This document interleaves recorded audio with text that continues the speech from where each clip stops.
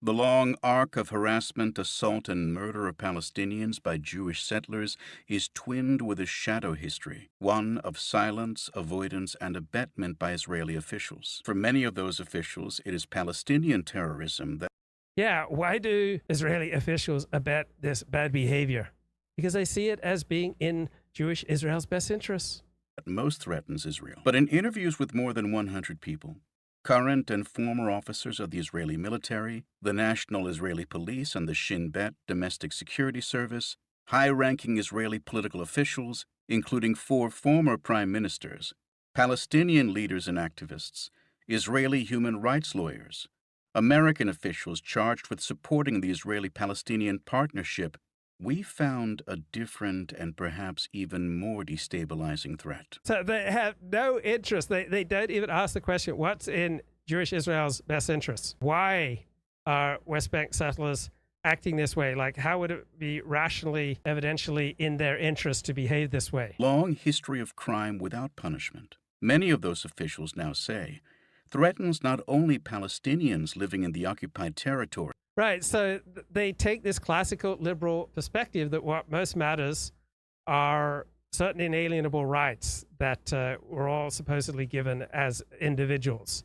And why aren't West Bank Jewish Israeli settlers respecting the inalienable rights of these Palestinians? But these Palestinians on the West Bank are not citizens of Israel, right? States do not accord rights to non-citizens, right? The rights are not some universal, right? There's no such thing as global human rights, right? It's become trendy in political discourse over the past 50 years, but historically rights have been thought about as that which a state grants its citizens.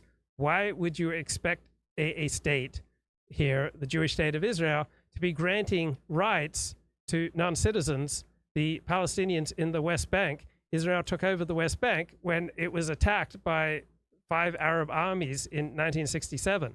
And so Israel fought back to stay alive. In the process, they drove back these Arab armies, and they became then settled with millions or hundreds of thousands of people who hated it. So why would you then expect Israel to extend rights to a group that hates you and is not a citizen of your nation state? But also the state of Israel itself. Many of the people we interviewed, some speaking anonymously, some speaking publicly for the first time. So the authors of this article see this West Bank settler violence as a threat to the existence of the Jewish state of Israel, but it's a threat to the existence of a particular conception of the Jewish state of Israel.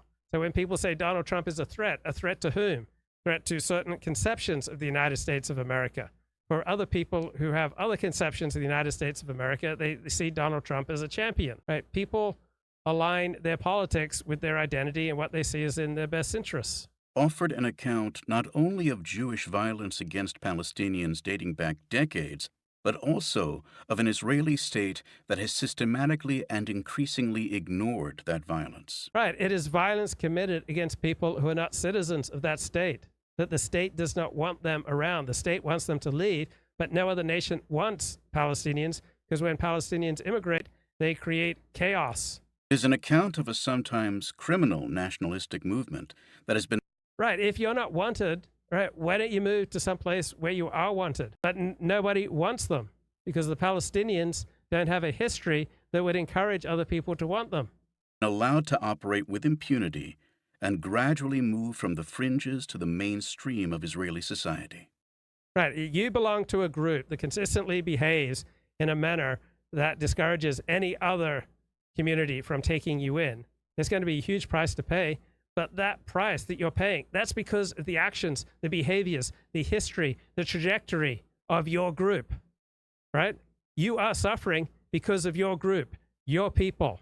It's history of disruption and chaos wherever it's gone. It's lack of accomplishment. It is an account of how voices within the government that objected to the condoning of settler violence were silenced and discredited. And it is a blunt account, told for the first time by Israeli officials themselves, of how the occupation came to threaten the integrity of their country's democracy. So do you think that what's most important about your people or your people's survival or your nation, your tribe, your nation state is some theoretical integrity, some ideological integrity, some philosophical integrity, some political integrity? Or do you have much more concern for flesh and blood people, their survival, and their thriving, right? We all try to create the optimal environment for our own group's survival.